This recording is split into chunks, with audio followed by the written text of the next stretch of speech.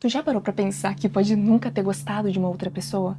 Quer dizer, eu sei que pode parecer uma afirmação extrema, mas tem grande chance do número de pessoas que tu acha que gostou seja bem menor ou talvez até inexistente. Eu vou mais além dizendo que boa parte das pessoas não experimentou esse estado. Nunca chegou a efetivamente gostar de um outro. Extremo, né? E sendo bem franca, depois de ver o vídeo tu pode discordar disso. Afinal de contas, o saber é dialógico, é dialético, é dinâmico, tá em constante construção.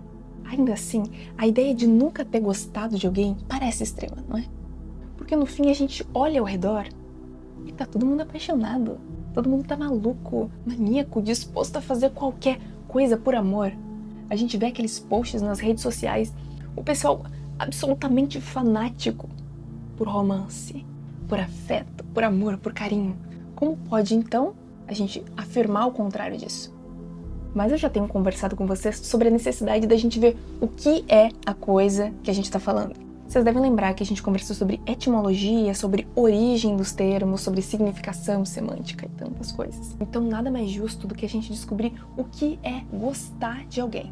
Presta bastante atenção nesse raciocínio que, apesar de simples, ele é bastante importante. Muita gente, por não conhecer ele, se mete em muita furada de relacionamento, ou furada na vida, enfim. Em Crítica da Faculdade do Juízo, Kant já elabora uma série de construções sobre o belo, sobre a estética e também sobre gostar. Um dos enunciados que eu quero destacar e que vai elucidar bastante a nossa questão primária é o seguinte, abre aspas, somente quando a necessidade está saciada pode-se distinguir quem entre muitos tem gosto. Que colocação curiosa, né? Basicamente, Kant está construindo a seguinte ideia. Quando alguém está com fome, não faz distinção entre aquilo que agrada e o que não agrada. Ele simplesmente é movido pela necessidade de saciar esse instinto. E para ele, somente quando a gente se distancia dessa necessidade, seria possível criar o verdadeiro julgamento. Ou seja, a gente conseguir atribuir um valor verdadeiro àquela questão. É claro que o Kant ele enfatiza principalmente a moralidade. É como a gente imaginar uma pessoa que age de maneira muito agradável, justa, ou até com uma certa virtude social. Só que ela faz tudo isso por conveniência, porque a partir desse comportamento ela consegue adquirir certo status, ela consegue subir de posição, ela consegue benefícios. Nada mais do que uma conveniência, né? Portanto, a moralidade ou a ação boa dessa pessoa diante do mundo não é porque ela gosta daquilo. Ela não tem gosto, ela tem a conveniência de conseguir realizar aquele ato para benefício próprio. E agora, se a gente supor que não existe mais essa exigência social, se ela não fosse mais favorecida por essa boa ação ou por esse bom comportamento, ela continuaria tendo gosto por isso? Tendo gosto por isso? É bem aquela coisa de tu faria o bem quando ninguém tá olhando? Aí a gente encontra um ponto. A necessidade é diferente do gosto. Seja essa necessidade atrelada ou não à sobrevivência. Então a gente está entendendo que não é simplesmente a necessidade biológica. Ok, a gente conseguiu elaborar um pequeno esboço sobre o gostar.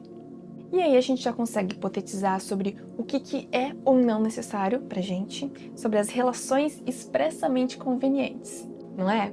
Claro, aqueles relacionamentos que de longe a gente observa que existe uma exigência, existe uma necessidade de uma das partes que ela requer que a outra parte cumpra. É isso? Não, aí seria fácil demais pra gente. Essa aí é muito fácil de tu identificar, muito. Mas e quando a necessidade não é conhecida? Quando a gente não conhece as nossas próprias necessidades? Aí que tá a questão. Porque necessitar tá bem além daquilo que a gente reconhece conscientemente. Imagina só, não é meio assombroso pensar que existem algumas carências na gente que são totalmente desconhecidas? E não só desconhecidas, como orientam o teu comportamento sem a tua percepção? Para visualizar isso melhor, a gente vai para um exemplo. Eu gosto dele porque ele é bem arquetípico. É aquele que a gente vê bastante pelo mundo e que talvez tu já tenha visto no teu dia a dia. O Leozinho é um rapaz extremamente dócil, amável e ele é até considerado complacente. Ele não sabe se impor, ele permite que as pessoas passem por cima dele e acaba sempre se colocando em umas situações bem desconfortáveis. E esse mesmo estimado que falamos tem a tendência de se apaixonar sempre por pessoas muito agressivas e até mesmo rudes. O Leozinho acaba sempre se dando mal nessas relações, apesar de ser irrevogavelmente atraído por elas.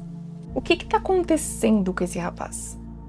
o Leozinho tá projetando a necessidade dele em cima de outra pessoa, enquanto ele simplesmente terceiriza a necessidade de olhar para si mesmo e de maneira ativa fazer alguma coisa. Nada mais do que uma pessoa experimentando a própria unilateralidade psíquica.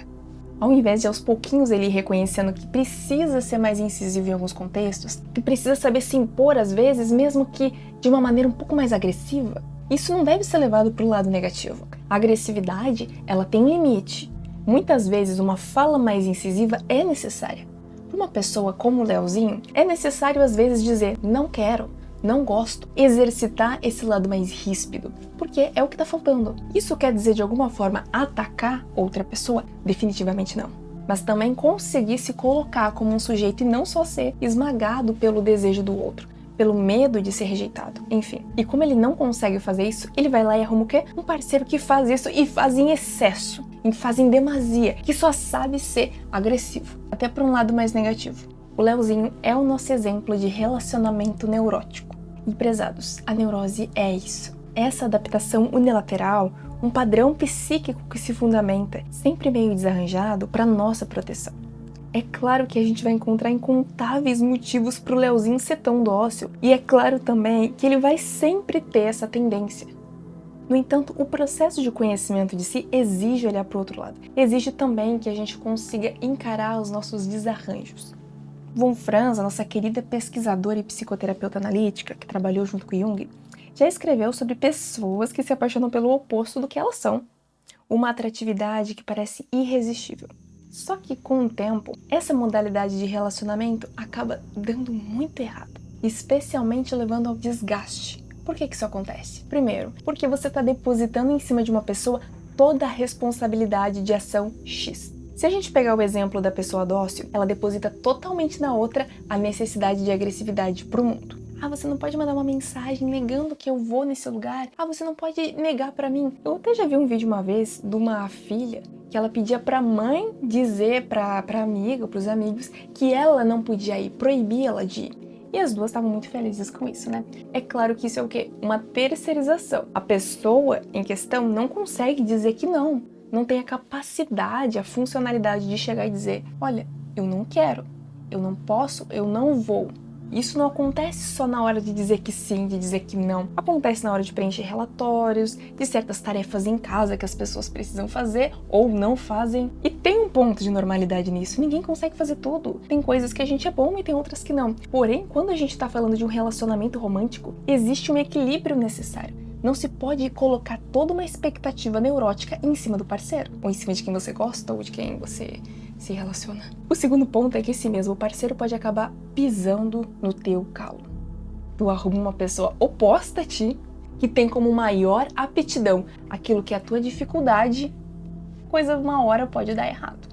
Mas tu percebe o que está acontecendo nesses casos? O parceiro não está sendo escolhido por gosto. Não se está gostando de uma pessoa de verdade. Se está buscando naquela pessoa a satisfação da sua própria neurose. A satisfação daquilo que te falta ou daquilo que te é deficiente. O grande problema da neurose, como a gente sempre tem conversado, é que ela nunca está satisfeita.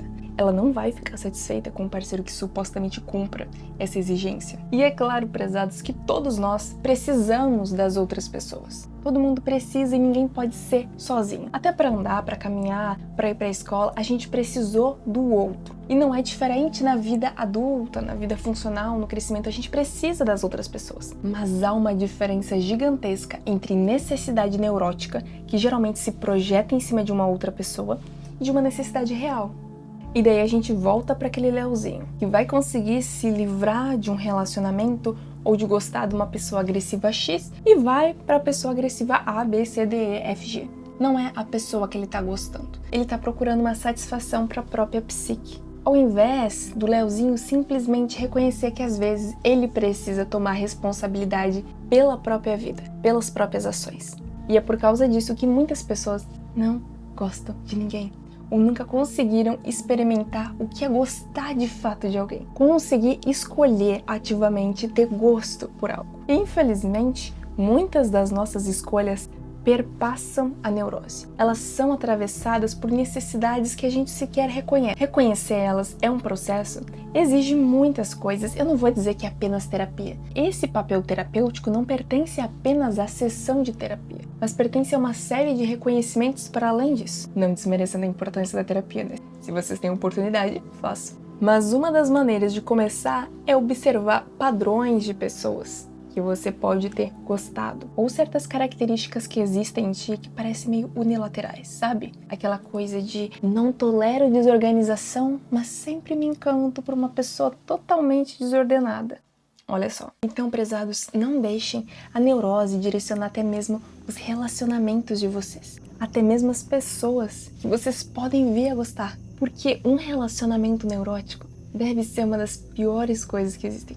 É desgastante para todas as partes. Todo mundo fica insatisfeito e ao mesmo tempo pode criar uma série de outras comorbidades, como dependência, enfim. Busquem conhecer a si. E claro, né? Participem do Arquétipos Anônimos. Vocês já sabem, as nossas oficinas são gratuitas, online e acontecem todo sábado às 8h30 da noite. E é claro que a gente está ainda lançando o Psiquismo Ontológico, vocês podem adquirir através da Amazon ou do PagBank, tá bom?